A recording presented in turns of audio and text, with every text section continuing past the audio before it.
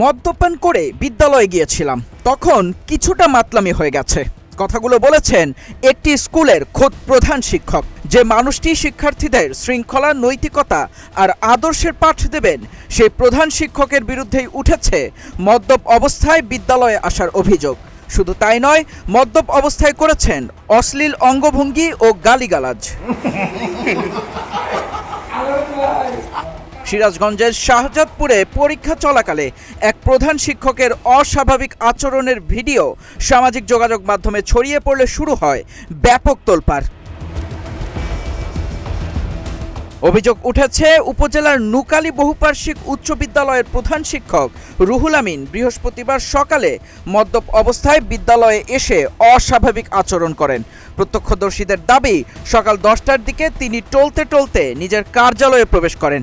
পরে চিৎকার চেঁচামেচি শুরু হলে শিক্ষক শিক্ষার্থীদের মধ্যে আতঙ্ক ছড়িয়ে পড়ে। এক পর্যায়ে পরিবারের সদস্যরা এসে তাকে বাড়িতে নিয়ে যান। স্থানীয়দের অভিযোগ, এর আগেও তিনি বিদ্যালয়ে এসে অস্বাভাবিক আচরণ করেছেন, তবে তার প্রভাবের কারণে কেউ প্রকাশ্যে প্রতিবাদ করতে সাহস পান না। অভিযোগের বিষয়ে প্রধান শিক্ষক রুহুল আমিন বলেন, আমি বাইরে থেকে মদ্যপান করে বিদ্যালয়ে একটি কাগজ নেওয়ার জন্য গিয়েছিলাম। তখন কিছুটা মাতলামি হয়ে গেছে। পরে আমার বড় ভাই আমিনুল ইসলাম ও ছোট ভাই নুরুল ইসলাম আমাকে বাড়িতে নিয়ে যান। এ ঘটনায় আমাকে কারণ দর্শানোর নোটিশ দেওয়া হয়েছে। 3 কর্মদিবসের মধ্যে জবাব দেব।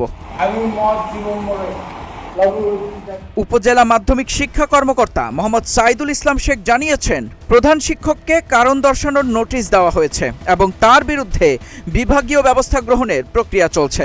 অন্যদিকে শাহজাদপুর থানা জানিয়েছে, এখন পর্যন্ত এ ঘটনায় কোনো লিখিত অভিযোগ জমা পড়েনি। বিদ্যালয় শুধু পাঠদানের জায়গা নয়, এটি নৈতিক শিক্ষা ও আদর্শ গঠনেরও প্রতিষ্ঠান। তাই এমন অভিযোগের নিরপেক্ষ তদন্ত এবং প্রয়োজনীয় ব্যবস্থা গ্রহণের মাধ্যমে শিক্ষাঙ্গনের মর্যাদা ও শিক্ষার্থীদের আস্থা অটুট রাখার দাবি স্থানীয়দের। মেহেদী ইসলাম সোহাগ, গ্রিন টিভি ডিজিটাল।